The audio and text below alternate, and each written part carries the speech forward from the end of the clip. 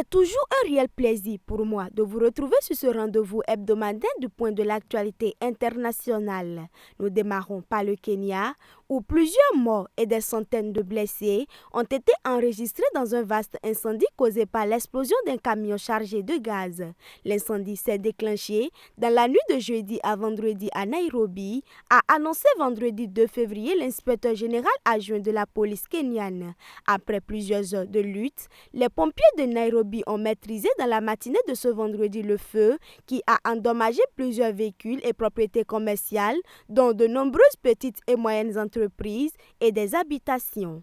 Toujours au Kenya, le ministre kenyan des Affaires étrangères Musalia Mudavadi s'est engagé dans de sérieuses discussions ce jeudi avec le secrétaire d'État américain Anthony Blinken. Ces échanges étaient axés sur la paix régionale, les questions de sécurité en Afrique de l'Est et la crise humanitaire en cours en Haïti. Blinken exprimant son appréciation pour le rôle proactif du Kenya dans la promotion de la paix régionale et de la sécurité a souligné les efforts de collaboration déployés pour renforcer les liens économiques entre les deux nations.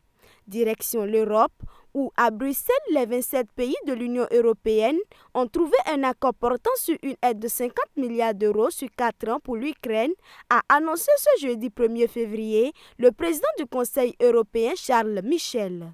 Cette aide de 33 milliards de prêts et de 17 milliards de dons est incluse dans une rallonge au budget de l'UE jusqu'en 2027.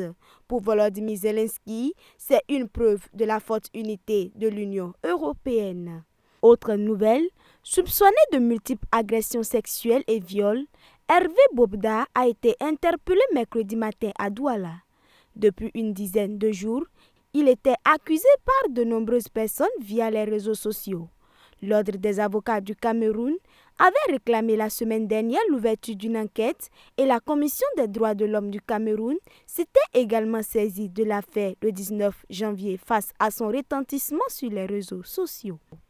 Pour finir, en Tunisie, Rached Ghannouchi, le chef du parti d'inspiration islamiste Ennahda, a été condamné ce jeudi 1er février à une nouvelle peine de 3 ans de prison pour financement illégal de sa formation, a indiqué son avocat. Cette condamnation intervient alors qu'il est déjà incarcéré pour financement étranger d'Ennahda. Il avait été arrêté le 17 avril 2023 après avoir déclaré que la Tunisie serait menacée d'une guerre civile si les partis de gauche ou ceux issus de l'islam politique comme le sien y étaient éliminés. Le 15 mai 2023, il a été condamné à 1 an de prison pour apologie du terrorisme dans le cadre d'une autre affaire. Une peine durcie en appel en octobre à 15 mois.